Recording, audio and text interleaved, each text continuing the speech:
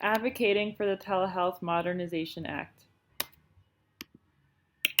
Occupational therapists fought for the opportunity to provide services via telehealth this past spring, and Centers for Medicare and Medicaid eventually included occupational and physical therapists as Medicare telehealth service providers, retroactive to March 1st of 2020. This legislature was conducted under a public health emergency, and permission for OTs to use telehealth as a reimbursable therapeutic platform will expire when the public health emergency expires. The Telehealth Modernization Act will allow therapists to continue treating over telehealth, reimbursable by Medicare, even when the public health emergency ends, should this legislation pass. If you too are interested in seeing telehealth as a reimbursable therapeutic platform, please come with me as we explore the link below.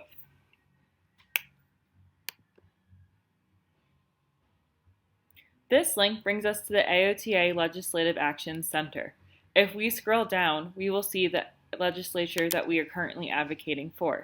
By clicking this link, it brings us to a letter that we can submit to our local officials. Here, we can find even more information as to why we should be advocating for this specific legislature. It is evident that AOTA was seeking telehealth coverage before the public health emergency even began. Research dated back before the COVID-19 pandemic exhibits research that found that telehealth increased hand therapy access in rural areas without a decrease in patient satisfaction, objective findings, or functionality. Similarly, and more recently, telehealth for pediatrics was more cost-effective, accessible, and family-centered than some documentations of in-person OT.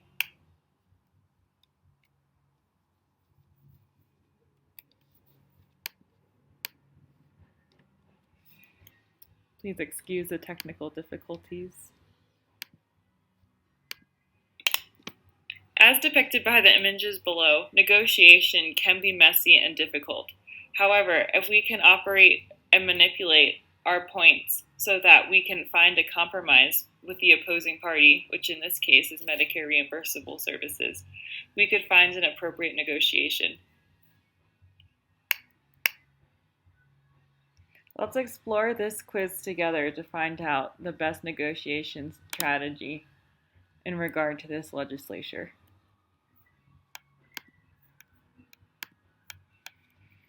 In preparation for negotiation in this case, we should cautiously prepare a case, making sure that we have supporting data and we have research to strengthen our position.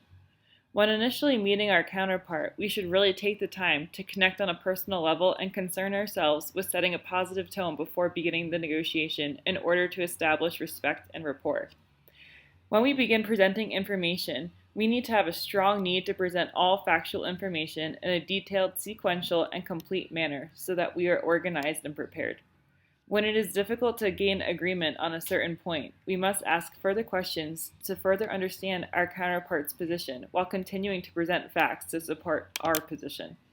When our counterpart surprises us with important information, we must examine this information in close detail and apply it to the information we are presenting. In trying to reach an outcome, at times it might be good to let the other party determine the outcome for the sake of reaching agreement, but this will not benefit the population. Although it is good to have rapport, it's also good to remember who we're fighting for and not budge from our position if we feel that we are still right. During the negotiation, communication with the other party is assertive, direct, and specific to the negotiation. Again, as long as we maintain respect and already established rapport, it is important to prioritize advocating for the population. If a negotiation is not going well, we must focus on the available facts and data and look for viable alternatives to help achieve our desired outcome. When we need additional information, we will question our counterpart thoroughly to ensure the facts that they have and that we have are complete and detailed.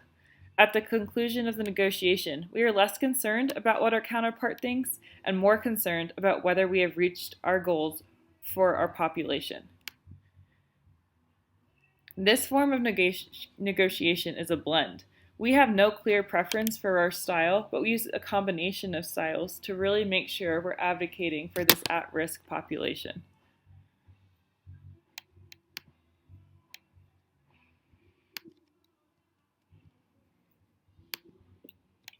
The field of OT as a whole will be impacted negatively without the ability to provide telehealth services to Medicare patients. People who receive Medicare are above the age of 65.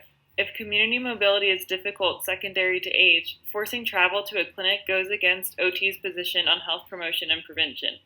If patients are experiencing inhibition to functional independence, this is best addressed in the natural environment, which in most cases is the home. As data shows, telehealth improves access to services when in-person encounters are not possible or practical.